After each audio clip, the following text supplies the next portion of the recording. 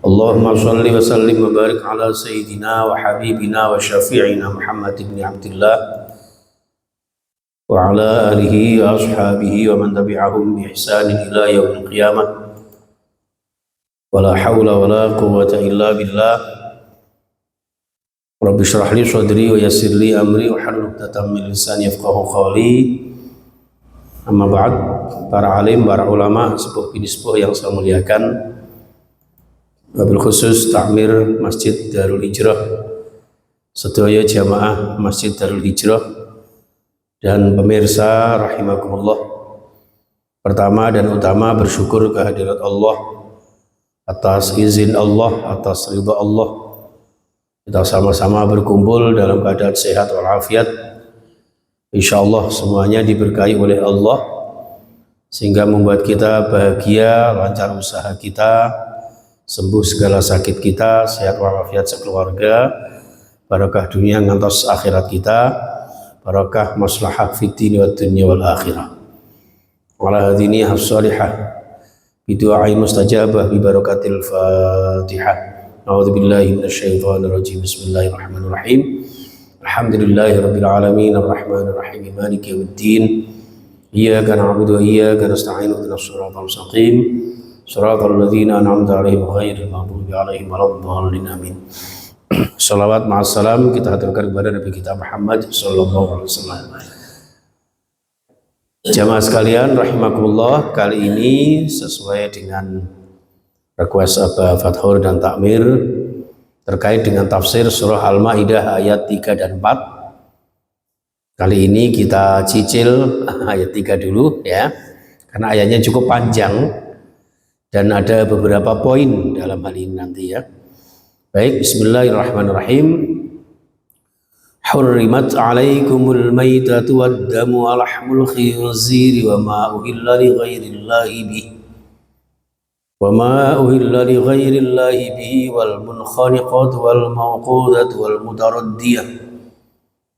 mutaraddiyatu wan natihatu wa ma akala as-sab'u illa ma dhakkaytum wa ma dhubiha 'alan nusub wa an tastaqsimu bil azlam dzalikum fisq. Al-yawma ya'isa alladhina kafaru min dinikum fala takhshawhum wakhshawun. Al-yawma akmaltu lakum dinakum wa atmamtu 'alaykum ni'mati wa raditu lakumul Islam dina. Faman ittara fi makhmasatin ghayra mutajanifin li'itham fa innallaha ghafurur rahim. Sadaqallahul azim. Ya, langsung ini terjemahnya, diharamkan bagi kalian memakan bangkai, darah, daging babi, daging hewan yang disembelih atas nama selain Allah, binatang yang mati tercekik, terpukul, terjatuh, tertanduk, diterkam binatang buas, kecuali yang sempat kalian sembelih. Dan juga diharamkan bagi kalian disembelih untuk berhala, untuk sesajen, nanti dibahas ini ya. Dan diharamkan juga mengundi nasib dengan anak panah, mengundi nasib dengan hal-hal yang sejenisnya, itu adalah sebuah kefasikan. Pada hari ini orang-orang kafir telah putus asa untuk mengalahkan agama kalian. Oleh karena itu janganlah kalian takut kepada mereka, hanya takutlah kepada Allah Subhanahu wa ta'ala. Pada hari ini telah kusempurnakan untuk kalian agama kalian, telah aku cukupkan kepada kalian nikmat kalian dari aku, kata Allah, dan juga telah aku ridhoi Islam itu sebagai agama kalian. Maka barang siapa yang terpaksa memakan daging-daging atau makanan-makanan yang tadi diharamkan, tapi karena darurat, keterpaksaan, karena kelaparan tanpa sengaja berbuat dosa, sesungguhnya Allah Maha Pengampun lagi Maha Penyayang.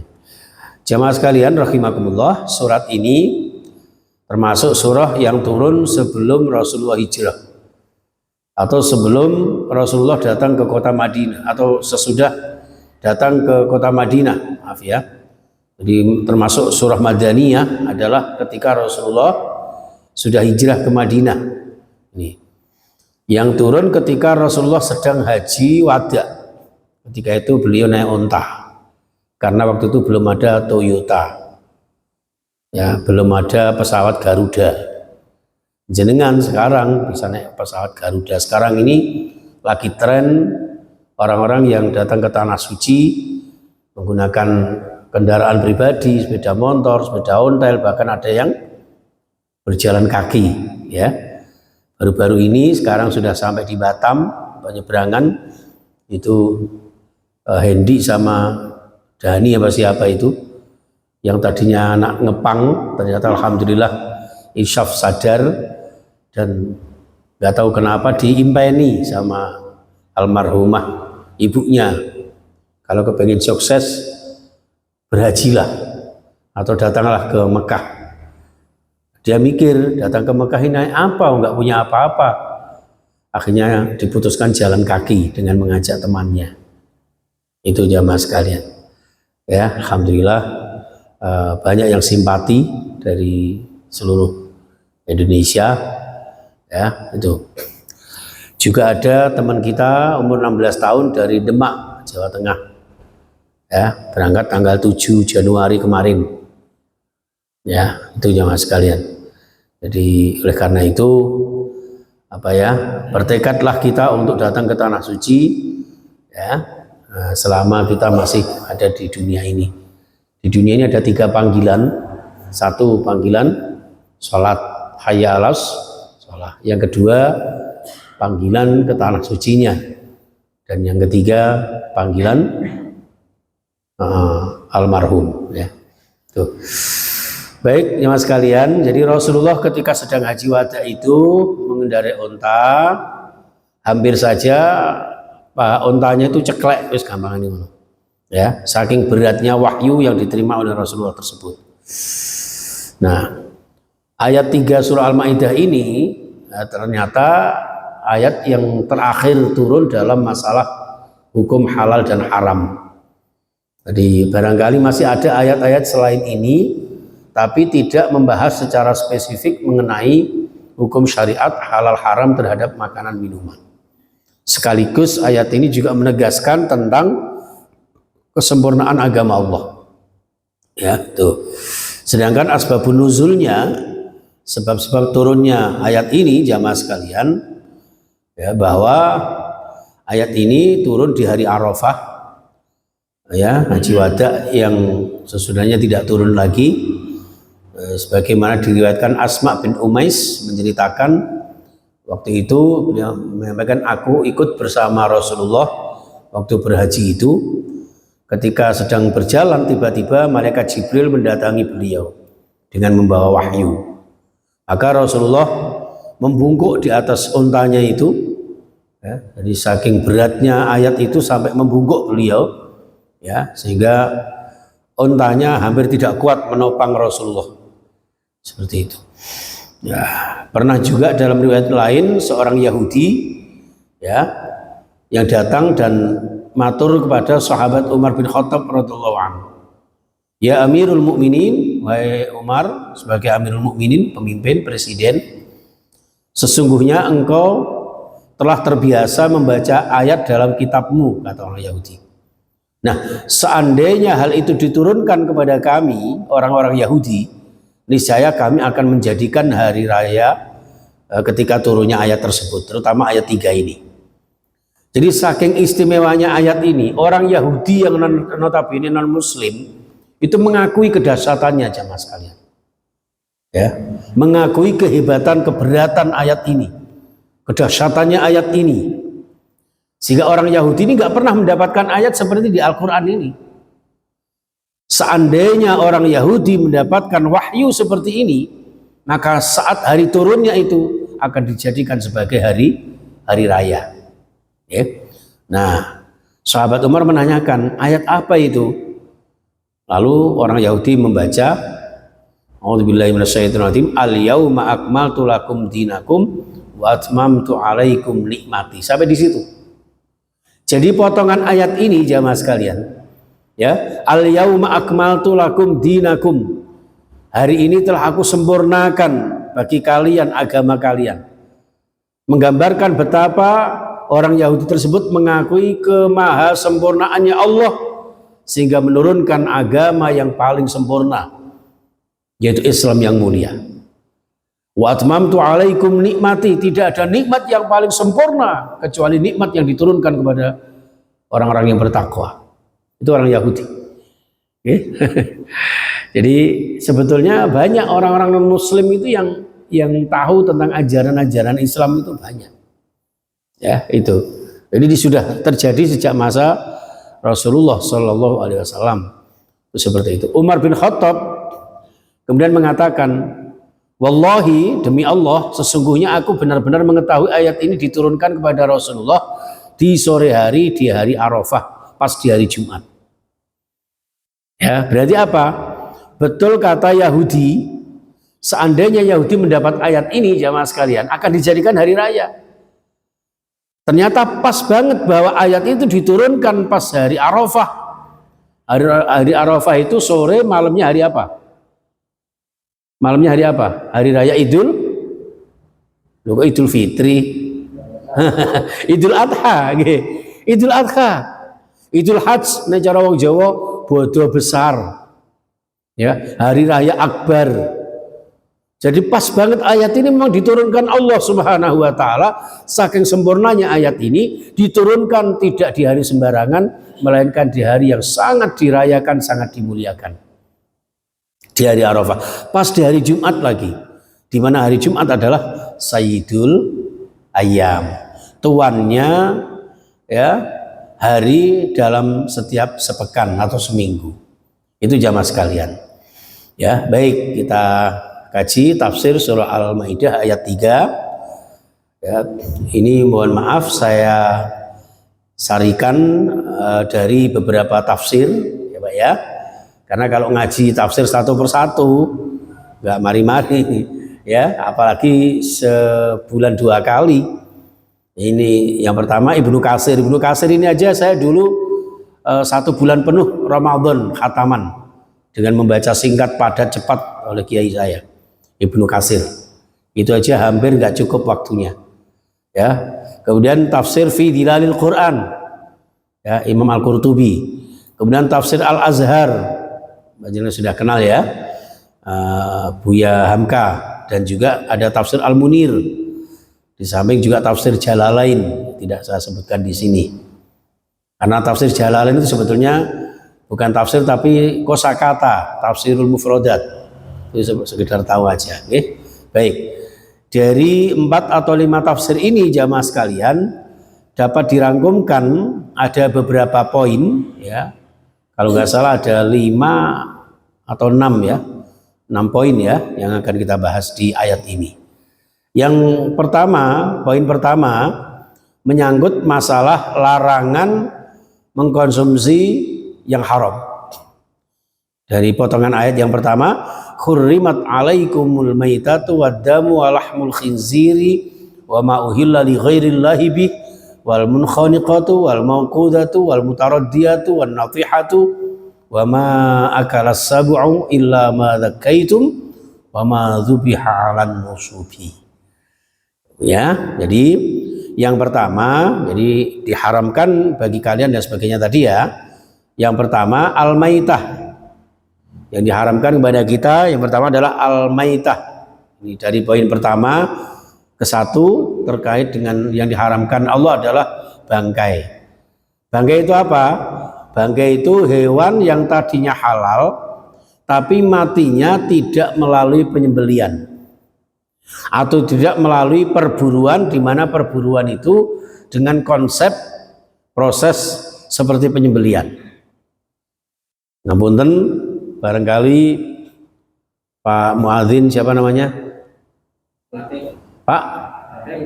Pak Naim misalnya. Pak Latif, wah, Pak Latif ya. Kayak wiritan, kayak istighosah, ya Latif, ya Latif. Misalnya Pak Latif ini suka memburu burung. Ini burung tenanan loh ya. Jadi Pak Latif suka memburu burung, itu tidak apa-apa. sambil menembakkan ke burungnya itu, burung yang di atas pohon itu, ya. Kemudian membaca Bismillah. Itu ketika jeres mati, ya, insya Allah halal seperti disembelih. Dan makanya di sini yang dimaksud bangkai adalah yang tidak melalui proses penyembelian. Kalau memang binatang itu buruan, diburunya harus dengan cara-cara Islam. Bismillah, sholawat, jelas ya. Itu seperti itu jangan sekalian. Kecuali bangkai ikan dan belalang.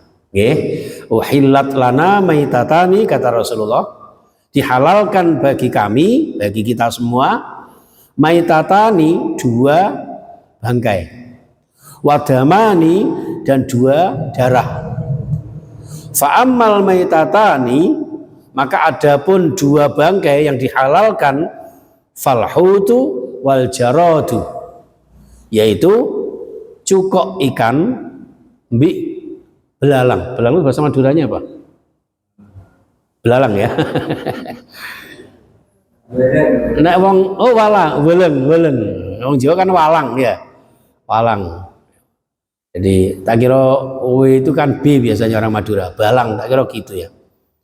Jadi ikan dan belalang. Ya, itu walaupun bangkai. Jadi ibu-ibu kalau mau masak lele, bandeng atau mujair, tidak perlu dibawa ke Pak Mudin itu disembelihkan, tidak usah. Panjenengan bawa Bu Afandi, tolong Bu, sampai Pak Afandi untuk menyembelih ikan lele, tidak usah. Ya, walaupun bangkai dihalalkan atau belalang. Wa amad damani, adapun dua darah, yaitu hati dan limpa. Kebetulan kesukaan saya ini. Nawis nasi padang, ikannya hati dan limpa. Jadi saya ini orang jahat, suka makan hati. Ya, ini hati dan limpa. Hadis sahih riwayat Ibnu Majah. Dalam satu riwayat ditanya Rasulullah para sahabat, "Ya Rasul, bagaimana keadaan lautan itu?" Beliau menjawab, "Huwa tahuru ma'uhu wal hillu maitatuhu." Lautan itu suci airnya dan halal bangkainya. Oke, jadi itu termasuk yang dimaksud di sini adalah bangkai ikan, ya, dihalalkan. Itu al-maitah. Kemudian yang kedua, jamaah sekalian, adam. Adam itu darah, ya. Darah atau semua hal yang terkait dengan darah atau yang tercampur dengan darah. Darah apapun, mau darah binatang halal, apalagi yang haram. Mau darah binatang, apalagi darah manusia, medeni. Ya, itu. Mau darah yang langsung darahnya, ataupun darah yang diproses. Nek cara wong Jawa jenenge didih. Mau ngocok Madura apa? Didih. Ya. Aduh didih. Ya, itu darah haram. Kecuali hati dan limpa tadi. Yang ketiga jamaah sekalian, lahmul khinzir, daging babi. Tapi di sini seluruh ahli tafsir menyampaikan bukan hanya dagingnya saja. Nanti jangan sampai dibantah. Ayatnya kan walahmul khinziri, berarti minyak babi boleh, kulitnya boleh, kikilnya boleh. Ya, jadi di sini yang diharamkan itu termasuk lemaknya, kulitnya, seluruh organnya. Jangan kerokoti balungnya babi, haram. Loh katanya dagingnya, lah mosok balungnya yang jangan dahar. Kan ya tetap dagingnya yang dirah, ya deh. Maka haram hukumnya. Yang keempat, binatang wa madzubika, ya, binatang yang disembelih atas nama selain Allah. Misalnya, ya, dengan menyebut nama yang beb tercinta, sering gitu ya. Nah, itu haram itu. Itu saking cintanya sama sang suami, ya, demi cintaku padamu wahai suamiku, langsung menyembelih binatang, itu haram, apalagi nama berhala. Namun ulama berpendapat, ya, berbeda pendapat terkait dengan sengaja atau lupa membaca bismillah. Itu ada yang mengatakan kalau lupa itu membolehkan, setelah itu langsung istighfar baru dibacakan bismillah, padahal binatang ternaknya sudah disembelih. Tapi juga ada yang mengharamkan ya, karena tidak pakai bismillah menentang ayat yang tadi disebutkan itu. Tuh, itu jamaah sekalian. Ingkang nomor gangsal inggih menika al-munkhaniqah. Hewan yang tercekik baik disengaja maupun tidak. Yang tidak disengaja itu seperti apa?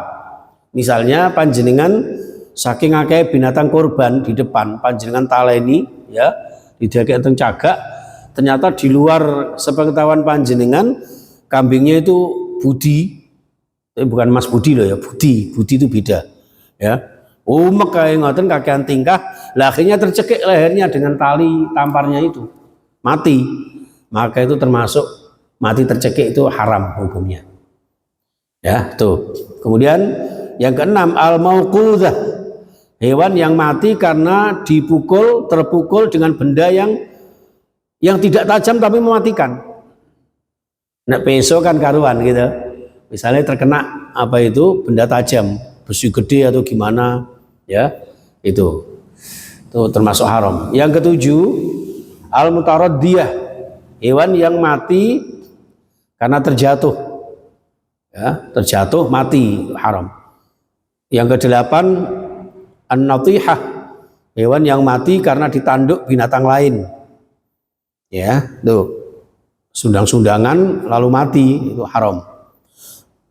9 mati karena diterkam binatang buas seperti singa, harimau, serigala dan sebagainya ya. Nah, kecuali ini sebelum mati disembelih. Ini juga berlaku untuk yang tadi disebutkan, yang tercekik ya kan, yang terjatuh, yang apa itu tertanduk dan sebagainya. Itu selama masih ada nyawanya kemudian panjenengan sembelih maka halal. Panjenengan ayamnya di pinggir jalan ketabrak kendaraan sebelum mati panjenengan sembelih halal.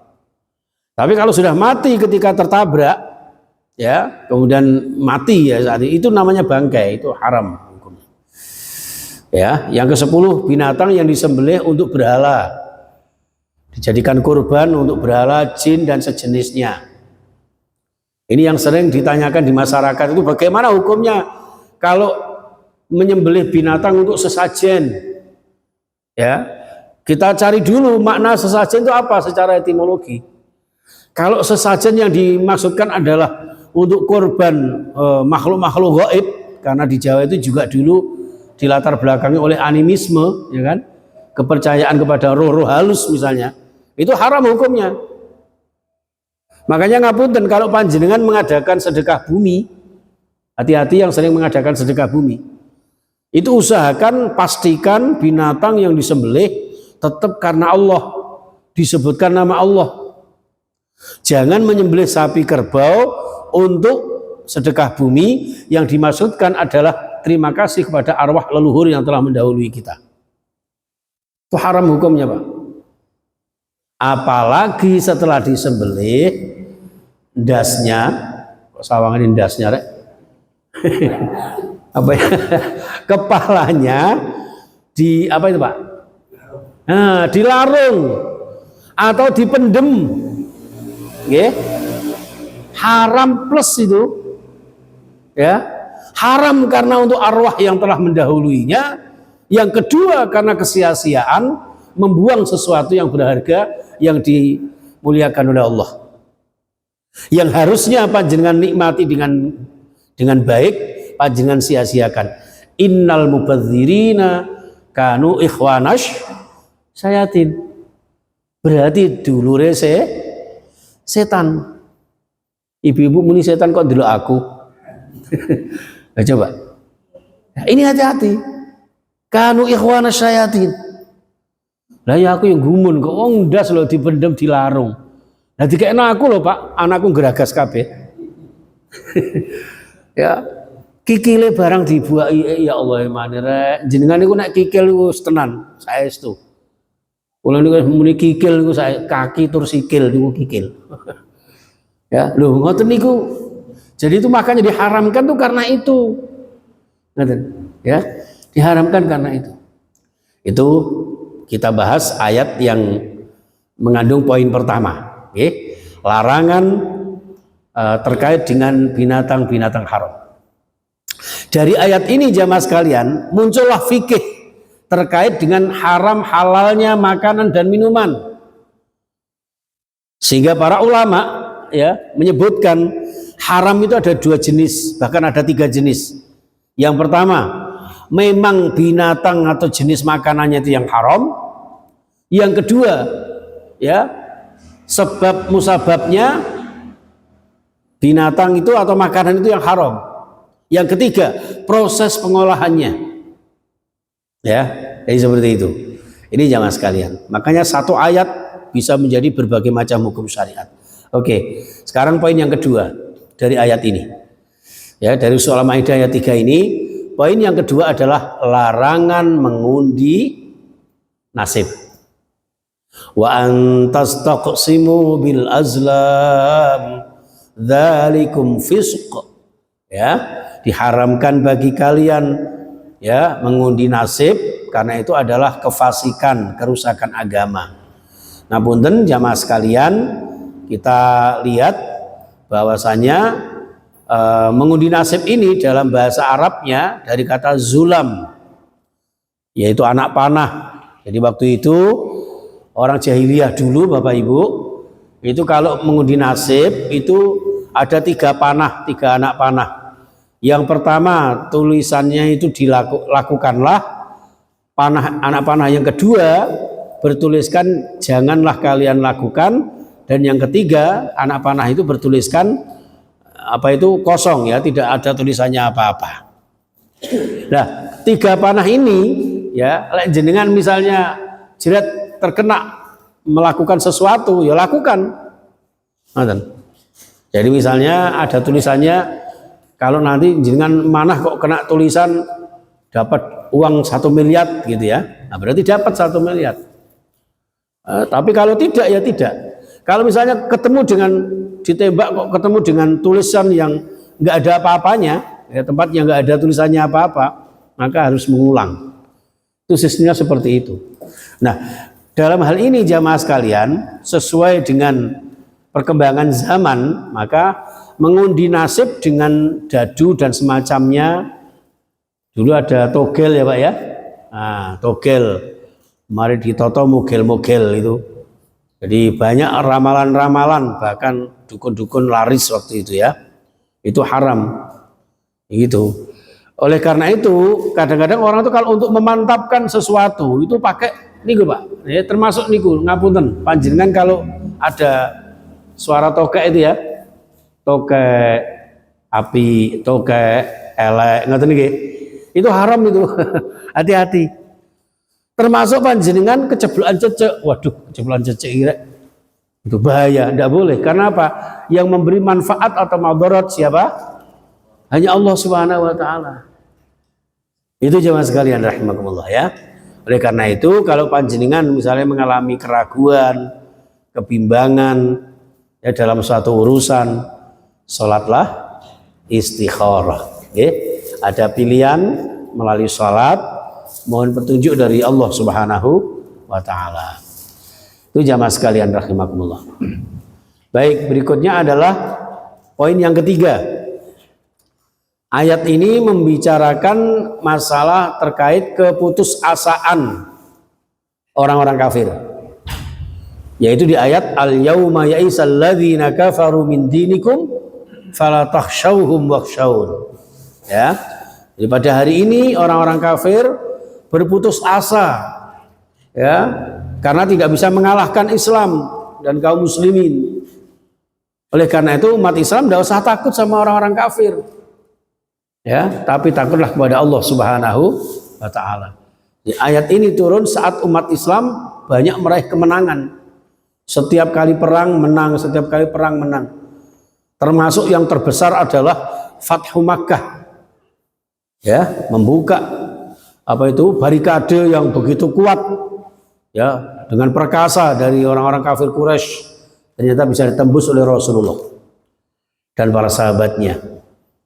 Nah, pada akhirnya Romawi pun takut ketika kaum muslimin mengadakan perang Tabuk itu.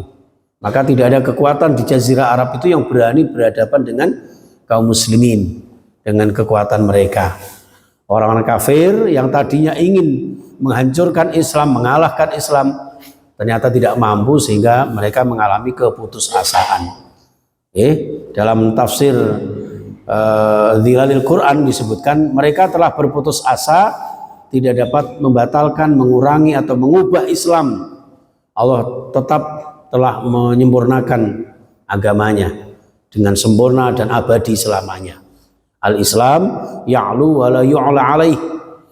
Ya, Islam itu tinggi dan tidak ada yang menandinginya. Oleh karena itu janganlah takut kepada orang kafir. Jangan takut, jangan minder kepada orang-orang kafir, karena wa antum a'laun, panjenengan adalah orang-orang yang tertinggi derajatnya di sisi Allah Subhanahu wa taala. Itu jamaah sekalian. Baik, berikutnya yang keempat ya. Yang keempat tentang kesempurnaan Islam. Ayat ini sejak saya kecil itu hafal ini. Al-yauma akmaltu lakum dinakum wa atmamtu alaikum ni'mati wa raditu lakumul islama dina. Jangan seperti saya dulu, Islam Madinah, disangka Madinah gitu. Ternyata Islama dinan diwakafkan menjadi dina. Jadi hari ini Allah telah menyempurnakan agama Islam secara kafah, secara menyeluruh, terkait dengan akidah, syariah, akhlakul karimah, muamalah, mawaris, munakahat, ya, terkait dengan bisnis ekonomi, ya, itu ekonomi syariah. Itu sekarang dikembangkan, ada bank syariah dan sebagainya, pegadaian syariah dan seterusnya. Oleh karena itu terimalah Islam sebagai Islam yang paling sempurna, karena Islam adalah satu-satunya agama yang diridhoi dan disukai Allah. Tidak ada agama yang diridhoi Allah kecuali Islam. Inna dina indallahil Islam. Ya, berbahagialah panjenengan diberikan nikmat iman dan Islam. Oleh karena itu mudah-mudahan kula jenengan tetap berpegang teguh kepada Islam dan mati pun dalam keadaan Islam. Amin ya rabbal alamin. Oleh karena itu dengan ayat ini Umar bin Khattab menangis di saat turunnya karena menyadari betapa tugas Rasulullah telah selesai. Jadi Umar bin Khattab itu orang yang feelingnya sangat kuat. Waktu itu tidak ada satupun sahabat yang menyadari bahwa dengan turunnya ayat ini menggambarkan Rasulullah tugasnya telah berakhir. Hanya Umar bin Khattab. Dan nangis-nangis kenapa? Ini menunjukkan bahwa Rasulullah sudah selesai melaksanakan tugasnya. Merasa bahwa sebentar lagi Rasulullah akan wafat. Ya, ternyata 82 hari setelah dapat wahyu ini Rasulullah kembali ke rahmatullah. Ya, ini jamaah sekalian rahimakumullah. Baik, jamaah sekalian, yang kelima, ya, hukum keterpaksaan. Bagaimana hukumnya kalau makan bangkai dan sebagainya tapi terpaksa? Famanitturra fi mahmasatin ghairu mutajanifin li ismin fa innallaha ghafurur rahim. Jadi barang siapa yang terpaksa karena kelaparan tanpa sengaja berbuat dosa, sesungguhnya Allah Maha Pengampun lagi Maha Penyayang. Haramnya 10 jenis makanan di atas, ya, dikecualikan bagi yang terpaksa, bagi yang darurat, sekedar menyelamatkan nyawa, yang seandainya tidak makan itu walaupun haram akan mati, akan meninggal dunia, maka tidak apa-apa, silahkan makan secukupnya. Panjenengan di tengah hutan nggak ada makanan apapun, delalah jenengan nggawa carok, apa itu carok itu kan perbuatannya ya Pak ya, bawa arit ya, bawa ini ya, pedang katakanlah begitu. Ketemu babi, jenengan matikan aja jebret ya. Tapi makannya harus secukupnya, jangan sepuasnya. Eman-eman rek gede wakeh. Ya. Termasuk nuwun sewu, panjenengan kagungan penyakit apa yang sekiranya kalau tidak pakai obat narkoba nggak akan sembuh misalnya. Ya monggo silahkan, tapi secukupnya sekedar menyembuhkan penyakit itu. Ya, jangan kemudian, wih, ternyata sabu-sabu kok enak ya. Terus no way. Nah, ini jadi haram. Ya, jadi secukupnya. Loh, jangankan itu Bapak Ibu, ngapunten, saya memandang ibu-ibu yang menjadi calon-calon bidadari surga. Ya. Saya memandang seperti ini tidak apa-apa. Tapi kalau saya memandangnya terus gini, nah, ini yang berdosa. Jadi an-nadhrul awal laka wasani alaika, kata Rasul kepada Ali. Ya, nek pertama delok gak sengaja itu gak apa-apa, tapi nek sing kedua itu haram. Caranya ya apa? Ya pertama sing suwi. Padha wae, Bro. Ini jamaah sekalian ya. Oke, hadirin yang dimuliakan Allah Subhanahu wa taala. Jadi kandungan ayat ini dapat disimpulkan jamaah sekalian, satu, pengharaman bangkai, darah babi, hewan yang disembelih atas nama selain Allah, hewan yang mati tercekik, terpukul, ya, terjatuh, tertanduk, dan yang disembelih untuk berhala itu haram. Kemudian yang kedua adalah binatang yang binatang tercekik, terpukul, terjatuh, tertanduk bisa halal jika selama masih hidup sempat disembelih. Yang ketiga, larangan mengundi nasib dengan anak panah dan sejenisnya. Yang keempat, segala yang dilarang oleh Allah Subhanahu wa taala adalah sesuatu yang dosa, sesuatu yang mendapat azab Allah Subhanahu wa taala. Yang kelima, orang-orang kafir telah berputus asa untuk mengalahkan kaum muslimin. Oleh karena itu kita tidak perlu takut kepada mereka. Takutlah hanya kepada Allah Subhanahu wa ta'ala. Yang kedelapan, Allah telah menyempurnakan agama kita, agama Islam. Oleh karena itu jagalah kemuliaan dan kesempurnaan Islam. Jangan kita kotori dengan perbuatan-perbuatan dosa dan kemaksiatan. Nomor 9, tidak ada nikmat yang paling besar kecuali Islam. Yang ke-10, Islam adalah satu-satunya agama yang disukai dan diridhoi Allah. Yang ke-11, Islam memberikan keringanan bagi yang dalam kondisi darurat, baik itu makanan maupun hal-hal lain. Misalnya dalam hal sholat, harusnya berdiri, ternyata nggak mampu berdiri, boleh duduk. Nggak bisa duduk dengan berbaring, nggak bisa berbaring dengan terlentang, pakai isyarat. Jangan dengan tidur, mau tidur kok sholat. Sering saya kalau bedek ibu-ibu itu lagi esok berbaring, tidur Pak Ustadz, tidur kok sholatku piye? Ngimpi tekan dindi yo.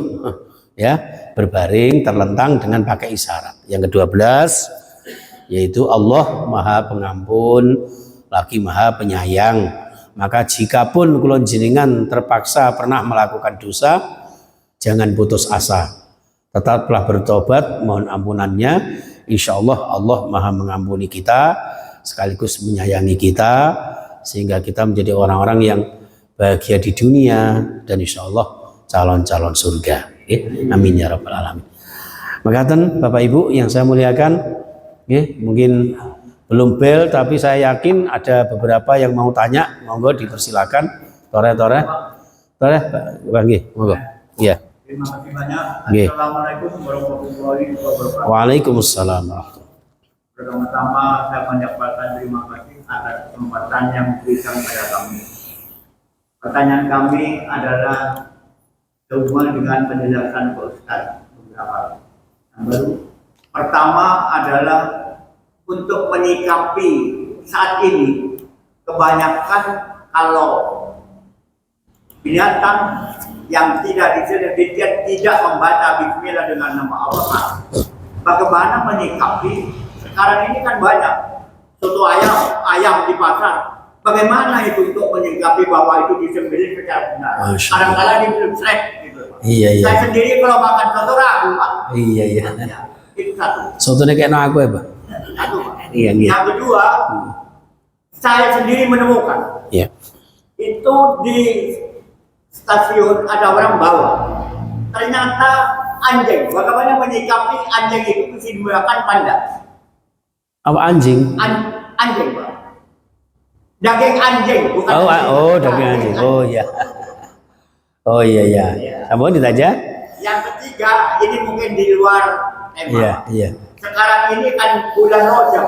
Oh iya. Mungkin 20 Rajab. Apa yang perlu dilakukan bersama-sama ini agar bulan kemuliaan ini bisa dinikmati oleh kita semua. Demikian Pak. Assalamualaikum warahmatullahi wabarakatuh. Waalaikumsalam warahmatullahi wabarakatuh. Sebuah pertanyaan yang mirip dengan unjuk rasa. Semangatnya luar biasa. Gini, kalau kita mau menelusuri kepastiannya, apakah ayam-ayam itu disembelih dengan menyebut nama Allah atau tidak, dan itu ada kesempatan, monggo jenengan lakukan. Monggo jenengan tidak kasah itu ke sana ya. Jenengan kasah dan deloken ya napa carane menyembelih binatang-binatang itu. Ya. Tapi kalau sekiranya tidak, bunia alal yakin saja bahwa ayam-ayam yang sudah dipasarkan di pasar-pasar itu adalah berdasarkan penyembelihan atas nama Allah. Mengenai teknisnya, karena sekarang ini banyak alat-alat canggih, banyak ulama modern yang kemudian membolehkan. Lah pitik sakmono akeh dibeli situk-situk ya kiting tangane. Maka pakai alat. Dengan alat itu kemudian yang penting apa? Bismillahirrahmanirrahim, ya. Bismillahirrahmanirrahim. Kalau para ulama itu menyebutnya Bismillahirrahmanirrahim jami'an, ya. Jadi niat menyembelih semua binatang ini dengan nama Allah. Jreng gitu. Situk-situk ya rematik. Ya, seperti itu, Pak. Ya. Jadi tidak perlu ragu lagi makan soto ayam, apalagi pojokan itu enak itu. Iya, itu saya sering makan di situ. Monggo Bah, nanti pas makan di situ jangan buatan kerso kayak kula. Insya Allah minal geragasi kula. Ya, jadi tidak apa-apa Bah, ya. Karena apa? Karena memang kita sudah pasrah sepenuhnya. Atau gini, Mas, sampean tapi nek ngurus-ngurus sawangane ya ora penak juga ya. Sampean iki ayame iki tuku kondi? Pasar jarak. Terus ditelusuri nek sing dagang iki sapa? Sampean sebelah apa gak iki? Oh ya kesuwen. Ya, itu kecuali di daerah-daerah yang notabene mayoritas non muslim. Panjenengan tidak teng Taiwan, Thailand atau di di luar negeri yang selain Islam mayoritas ya, itu boleh dipastikan. Itu pun di restoran-restoran tertentu. Ketika saya 2 atau 3 kali di Singapura itu ada restoran itu yang ada tulisannya dipastikan halal berdasarkan kedutaan Indonesia yang ada di sana. Itu seperti itu. Jadi ada. Tapi kalau toh kemudian kita juga dengan keterbatasan kita, apalagi nek gak mangan kan yo minaluwei wal lemesi gitu. Ya wes enggak apa-apa, bismillah. Ternyata kita tidak tahu kalau itu sesuatu yang haram. Ya wallahu alam, termasuk famanitur ghairu baghin tadi itu. Ya, maka termasuk darurat. Sebatas kebutuhan kita. Kecuali yang jelas-jelas misalnya yang nampak jenisnya adalah didih. Ya. Haram. Ya udah itu aja tinggalkan. Ane kula jenengan wis ngerti kok. Jane ya darah tapi didih kan koyo ati, mengkal-mengkal enak. Ya haram. Ya, itu. Kalau mengenai daging anjing ya sama haram Pak. Itu disebutkan di hadis ya. Itu banyak yang mencari alasan itu. Yang di ayat itu kan walhamul khinziri, hanya daging babi. Bagaimana dengan anjing? Anjing itu masuknya adalah di keharaman binatang buas dan haramnya binatang yang bertaring. Serta binatang yang memang diharamkan berdasarkan bahwa binatang itu layak untuk diingoni dipelihara di rumah tangga kayak kucing itu kan. Kucing di sini kan tidak ada hurrimat alaikumul hiroh, tidak ada. Ya dah? Tapi diharamkan. Loh jamannya kok anjing kucing Bah? Manusia itu loh haram. Di sini disebutkan enggak? Diharamkan bagi kalian makan dagingnya khanzir, tidak ada. Ya, tapi tidak boleh kita makan dagingnya manusia. Kenapa? Karena manusia adalah makhluk yang paling mulia. Makanya kalau ada orang makan daging manusia namanya apa itu? Kanibal. Sumanto itu orangnya, kanibal itu gitu loh. Kenapa kanibal? Karena wal kedual, orang peduli haram halal, pokoknya kalau ya kuntal ini. Kalah sampai kadal. Itu sama sekalian. Nah, terkait dengan bulan Rajab, ini ada amaliyah-amaliyah jamaah sekalian.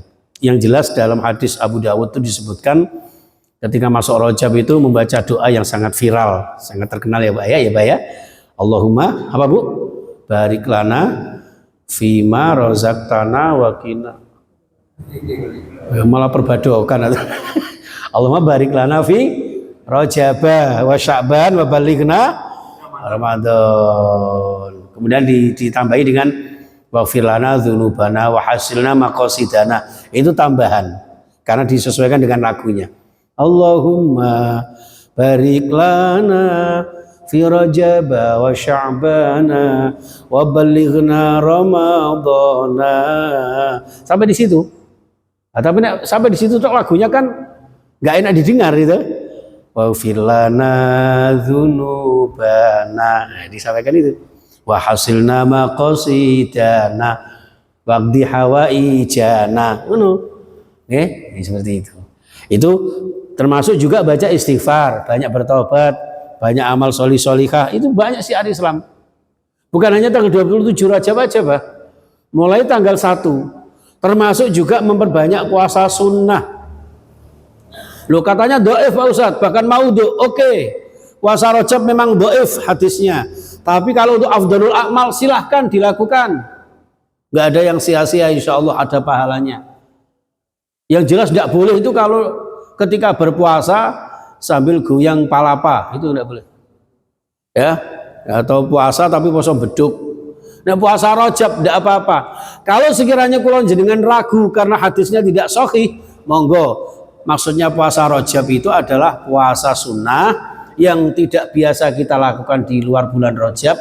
Nah, selama Rajab ini kula jenengan biasakan puasa sunnah. Ngapunten, misalnya sebelum Rajab kula jenengan nggak pernah Senin Kemis.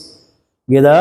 Nah, mulai Rajab ini puasa Senin Kemis. Jenengan poso kabeh iki nyatane dipikai jajan gak ono sing mangan blas. Ya, ngombe pun nggak ada. Ibu-ibu nggak ngunjuk rukuwe ambek dastere ya. Itu seperti itu. Jadi itu puasa sunnah. Termasuk amalan-amalan sunnah yang lain, banyak sedekah. Ingat di Darul Hijrah ini ada program-program bagi-bagi sayur. Ayo monggo sedekah mumpung bulan Rajab. Jajan ngeten iki ora gratisan niki nggih. Dengan nyumbang. Masih kula ngeten iki ora gratisan ngawur ae. Kan jadi malu.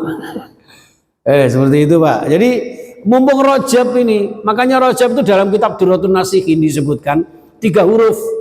Ra itu rahmatullah, jim itu judullah, ba itu barakatullah. Nah oleh kepingin rahmati Gusti Allah, judullah kelomanan kedermawani Allah dan keberkahan Allah, perbanyaklah amal-amal soleh-solehah di bulan Rajab yang penuh barokah. Ngoten nggih? Dan juga perbanyak kula jenengan bermuhasabah. Sehingga nanti setelah bermuhasabah tingkatkan amal solih-solihah, masuk bulan Sya'ban akan mendapatkan laporan yang terbaik, puncaknya di malam nisfu Sya'ban. Dengan demikian masuk Ramadan gilang gemilang, seluruh amalan panjenengan bisa diterima dengan baik, minimal diberikan panjang umur sampai Ramadan, sampai beridul fitri. Amin ya rabbal alamin. Itu nggih nggih tak langkong. Subhanallah, beda pengocak yang salah ya. Apa itu? Kok pengocak dan? Nggih, tore-tore beda tanya benih apa lainnya itu apa lainnya? Nggih, monggo Pak. Waalaikumsalam warahmatullahi wabarakatuh. Al-Maidah ayat yang terakhir. Setelah itu 6 hari kemudian Rasulullah meninggal. Nggih. Padahal Al-Maidah itu kan ayatnya ada 120. Iya. Berkait dengan penyusunan bagaimana. Oh, matur nuwun, masya Allah, tabarakallah. Jadi di sini disebutkan bahwa setelah turunnya ayat ini tidak ada lagi ayat khususnya yang terkait membahas masalah syariat halal haram. Dari sinilah maka ahli tafsir menyebutkan bisa jadi turun ayat lagi, tapi sudah tidak lagi membahas halal haram. Ya, tapi juga tidak menutup kemungkinan setelah itu memang tidak turun lagi. Karena tidak turun lagi, maka selama 82 hari ini bisa jadi Rasulullah murajaah atau mungkin menyempurnakan terkait dengan susunan-susunan ayat itu, sehingga pada puncaknya di Khat Utsmani, Zaid bin Haris itu, ya, sang penulis Al-Quran, kemudian menyusun Al-Quran itu sesuai dengan urutan-urutan surat, juz dan ayat-ayatnya. Sehingga Nun Sewu pertama kali yang turun kan surat Al-Alaq gitu, 1 sampai 5. Tapi ternyata urutan mushaf bukan Al-Alaq tapi surah apa? Al-Fatihah, kan gitu. Jadi beda susunan Al-Quran dalam bentuk mushaf dengan urutan turunnya ayat itu beda. Beda. Kalau turunnya ayat itu sesuai dengan kebutuhan, kebutuhan umat waktu itu, ada yang secara langsung Allah turunkan, ada yang berdasarkan asbabun nuzulnya. Ada satu peristiwa turunlah ayatnya. Tapi ketika masuk dalam penulisan, karena awal-awal itu kan memang dilarang menulis Al-Quran. Ya, pertama takutnya nanti tercampur dengan sabda Rasulullah. Yang kedua dikhawatirkan nanti disangkakan itu ya? Dikira bahwa Al-Quran itu tulisannya Muhammad, sehingga dilarang waktu itu. Yang boleh apa? Menghafalkan, ya, menghafalkan gitu. Nah, seiring dengan perang Uhud banyak yang meninggal, hufadzul Quran 70 lebih ya, perang Uhud itu ada syuhada yang hafid Quran itu, takutnya nanti hilang, maka pada masa Abu Bakar ini mulailah diusulkan untuk pembukuan Al-Quran. Dalam pembukaan Al-Quran terjadi debat yang luar biasa ini antara Abu Bakar dan Umar ini. Abu Bakar berpegang kepada Rasulullah yang tidak pernah memerintahkan. Lalu Umar menegaskan, nek sampean gak oleh dibukukan, terus ya apa nanti ke depan? Apakah ada jaminan bahwa Al-Quran ini tidak hilang dari peredaran? Seperti itu. Oleh karena itu, kata Umar bin Khattab, inilah sebaik-baiknya bid'ah. Sesuatu yang tidak dilakukan Rasulullah, tapi kita lakukan tidak apa-apa demi kemurnian Al-Quran. Sehingga disusunlah waktu itu, ya, waktu itu belum ada titiknya, belum ada harakatnya, Pak. Ada titiknya beberapa saja.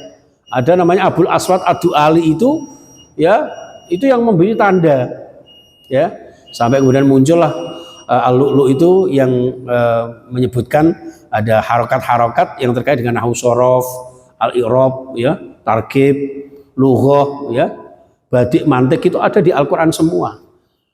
Seperti itu hebatnya Al-Quran, Pak. Jadi disusunlah Al-Quran ini, ya, sebanyak 14 juz, 114 surat dan sekian ribu ayat. Ada yang menyebutkan 6.666 ayat, tapi lebih itu. Itu seperti itu jamaah sekalian. Itu ngaten Abah Fri, ngaten won. Saya yakin masih ada yang mau tanya lagi, tapi waktu jiwa yang membatasi kita. Mudah-mudahan kajian kita bermanfaat barokah. Mohon maaf ini laptopnya juga mati, ini bukan saya mematikan, tapi baterainya yang harus menghentikan. Ya, ojo ngomong aja waktu nulis entek ngawur. Nggih, ngaten nggih, mudah-mudahan bermanfaat barokah fid din wa dunya wal akhirah. Panjenengan dipun paringi panjang umur, sehat walafiat, nggih, bisa sampai Ramadan, bisa ketemu anak cucu kita, barokah dunia akhirat kita. Amin ya rabbal alamin. Subhanakallahumma wa bihamdika asyhadu an la ilaha illa anta astaghfiruka wa atubu ilaik. Assalamualaikum warahmatullahi wabarakatuh.